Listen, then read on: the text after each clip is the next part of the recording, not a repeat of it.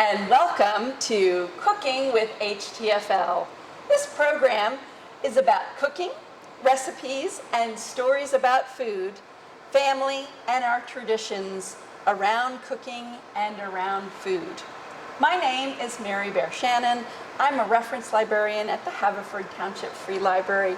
Many of you may have watched our Cooking in Quarantine, which is something we started at the beginning of the pandemic. It was cooking recipes from my kitchen here in Havertown. We did that for about 17 months, and then we decided to try something new. As many of you know, we are back in the library, checking out books. We're open for browsing. We're open for reading and study. And so we are back here. Although we are not doing in-person programs, we are doing some programs using our new video equipment that we got with a grant. Also using our demonstration kitchen, which we also got from a grant. So we wanted to combine the two and bring you this program. And also, I've cooked probably every family recipe possible in Cooking in Quarantine. So I am on to find other recipes, other family traditions, and other stories about food. And I'm really excited for our first episode. I am here with Rachee Fagg, who is our Youth Services Manager and is also a fellow cook. We both love to cook. And I thought this would be a good inaugural episode to talk to Rachee about what she cooks, what ingredients she likes to use, and some of her own family stories. So welcome, Rachee. Thank you, Mary. Glad to have you here. I appreciate it. And so we're going to cook one of your recipes today, but I just wanted to ask you a couple of background questions, like, when did you start cooking as a person? So I have a child, so I have to cook for her, but I didn't learn to love cooking until probably about 4 years ago. I went to a blogging conference, and at the it was a blogging conference for food, and at the conference, just food, the idea of cooking and preparing a meal became possible, because up until then I would cook because I had to, but it just seemed like such a chore and a burden. And God bless my mother, she had two twins, and she had two daughters, twins, I'm a twin, and she would come home from work and she would cook and she would take care of everything, and she just always, cooking always just seemed like not that she hated it, but she didn't love it. So I always thought like cooking was just like, oh my gosh, it was this thing that was hard and difficult and ugh. So the blogging conference was one part of it. And then the Free Library of Philadelphia, before I worked here, they offered cooking classes, and I would go to the cooking classes, and it was just open up this world. So instead of me looking at a book with a recipe that had 20 steps and thinking, oh my goodness, what is this? They were, these recipes that were possible and accessible and not so easy. Cooking has become a joy for you. It's become a joy. It's a joy. All right, good. Yes. Well, that's really exciting. Yeah, I could go on all day about that. No, it's good to hear how you came to be the chef that you are. So do you have some recipes that you traditionally cook for your family? Well, the recipes I use they've been changing for a bit. So I have, so my daughter has a dairy allergy. My partner has some heart issues, and I have a kidney disease. So we had to change the way we eat. So I've always cooked dairy-free for my daughter, but dairy-free cooking is not the dairy-free cooking when she was a child is not the dairy-free cooking that we all enjoy today. I see. Because there was not as many options. So as I tried to do research to figure out how to take care of myself, we follow a mostly meatless diet, although I totally have meat for today. But I did a little research to find out what tastes good, what flavors work together, what tastes right, what we will eat. Because it's all about the taste. It's all about the taste. It's all about the taste. Oh, good. So the recipes they just adapt to, like, I don't know, where we are. So it's starting to get a little colder. It's almost time for soup. So I like a lot of one-pot recipes, because even though I love cooking, because there's so many other things that need my attention. Needs to be easy. That's just easy. You pop it in a pot, let it go, and then come back to it. So we're actually talking, this soup that we're going to do today is part of a tradition. You want to talk about this soup tradition in your family? So probably about, I don't know, maybe 3 or 4 years ago, pre-COVID, my hairdresser does something. They do family dinner on Mondays. And I thought, oh, that's kind of cool. But Mondays just felt like it was just too hard to get everybody over. So I thought soup was great. Sundays was always a family dinner family dinner at my house when I was a kid. So we make this thing. We do this thing called Super Sunday, where every Sunday I make a different soup. And we have soup. So Awesome. pre-COVID, we were, so when we moved into the house we were in now, we were going to have like this Super Sunday. We started it for a while. We would have people come over. We would have our backyard set up, or we would have it inside the house, and we would just serve bowls of soup, different kinds of soup. And whoever could come, could come. Whoever was able to come and enjoy a bowl of soup, we would let them come, and we would have soup. But then COVID hit, so we kind of adapted it to just just the three of us, Super Sunday. And then and of course I would make soup to give to my mother or to my family, to other family members. So Okay. now that we've been vaccinated and we have our little circle, we've been slowly Be together as a reintroducing the family. idea of Super Sunday. Nice. And it is soup season, so Okay. the time. Other than visiting with family, do you do anything else on Sunday? Do you watch football? Do you, just catch up with one another? Or Sunday is also my run day, so that's my long run day. I usually do a run with my run group, and then if I don't have to work, it's just kind of like an easing into the weekend, catching up on some reading, maybe just do some reading, some housework that I haven't done, that I still probably don't do. Some knitting. It's okay. There's no judgment. No judgment. Oh, that's So great. no football. I don't know. No football. Okay. I don't know. I always want to get into football, but Just not your thing. I don't know. I just can't understand it, and Okay. I don't know. I know there's like teams. No, I'm just joking. I know. Well, it sounds like a great tradition, and I'm really excited for you to show us this recipe today. Okay. So, first, give us the name of your recipe, and then take us through it. So this is my kitchen sink soup curry, which is during COVID when we had all the closures. I signed up for a couple different food boxes because the supermarkets were crazy, and I had some anxiety of going to the supermarket and there would be like a banana left. So we signed up for a couple different food services, but in our quest to be healthy, we realized that we weren't eating all of the vegetables. So what I came up with was to make soup bases that I learned from a class at the library, and then kind of just add different vegetables to just stretch it out, because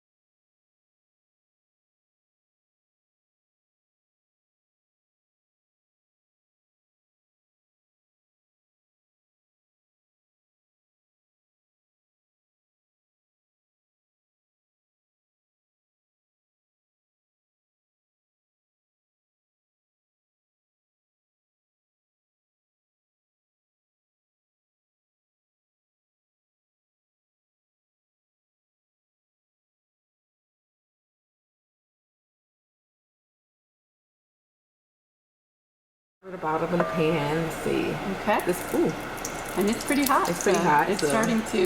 Oh, I knew I forgot my Yeah, let's turn it down a little bit. I forgot my little turning thingy. No, we've got one here. So I'm gonna add a little more, and I have a pot. There you go. Okay, thank you. And I'm going to just invite you. All right. All right.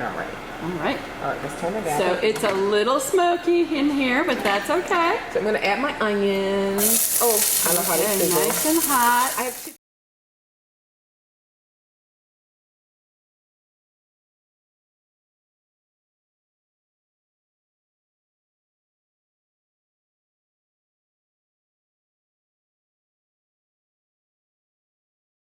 I have a pepper that I want to add. Okay. Again, this is kitchen sink curry, where it's just everything. So my And pepper, how long are you going to cook? Do you cook this before you add anything I use it. else? I use it after the onions cook because I like the way they smell. Oh, it smells divine. It smells divine. There's nothing like cooking onions. I'm going to add my peppers in there as well. Okay. I took a knife cutting, a knife skills class at the library. So my knife skills, I will fully own, leave much to be desired. I try not to cut my fingers off, and I feel like as long as my fingers aren't cut, then I have accomplished my goal. Okay. All right, put you there. And you're just making a bit of a small dice. And you know what? I'm going to stir while you chop. I feel like I can be useful.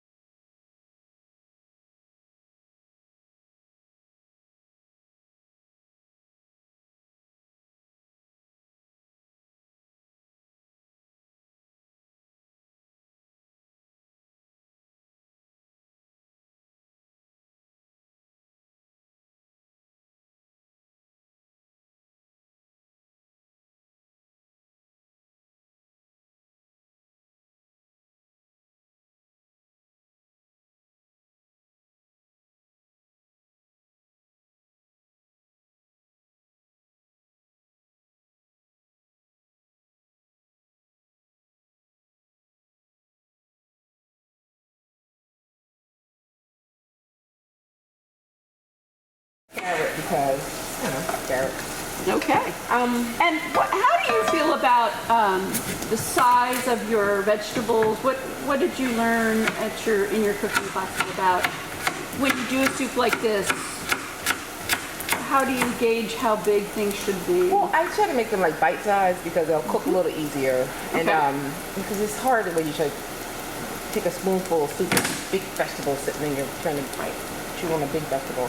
So my knife, which I love, is a global knife that I got as a gift. It probably needs to be sharpened, and my cuts probably should be a little bit cleaner, but so I'm going to throw my carrots in there, make it nice and colorful and pretty, and it smells good. I usually add the garlic last just because the garlic burns really fast. It does. That is my pet peeve, is people in my house that put garlic onto a really hot pan and then all of a sudden it's really bitter. Yeah.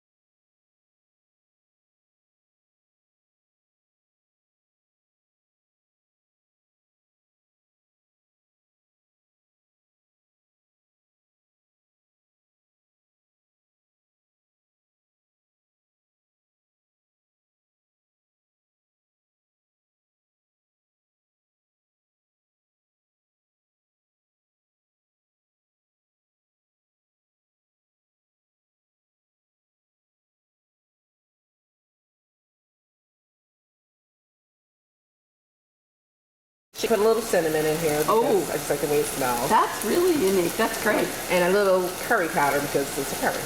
Yeah, it's great. So, It's curry. I do love my curry powder. Oops, I didn't mean to put you there. I do too. I'm going to put this here just so I can start cooking the chicken, saute a little bit. And then I'm going to... So those are pretty hefty, big chicken breasts. Yes. Will you eventually cut those up? Yeah, so once it cooks, I usually shred the chicken. So Okay. it can be, I used to try to like cut it up in chunks, but I like to shred it because I feel like you get more chicken that way. Okay. Yeah.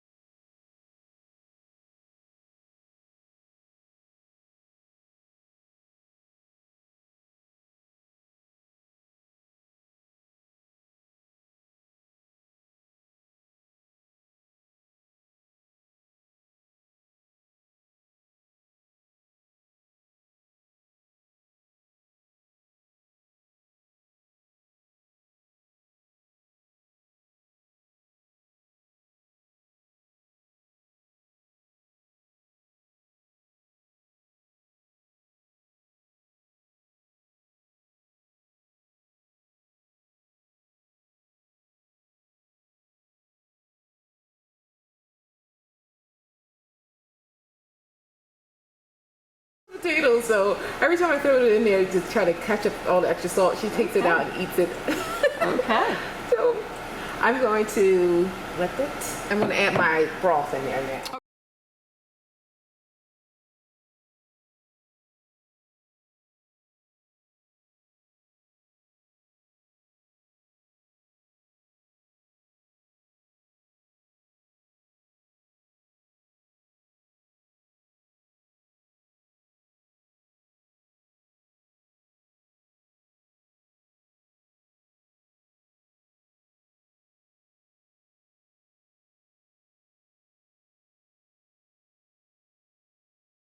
Okay. So I'm using chicken broth because when I went to the store, they didn't have any low-calorie vegetable broth.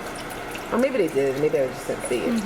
And sometimes I've made my own, but for convenience, We're using this. Okay. I'm going to bring this up to a boil. We'll let that boil for a bit.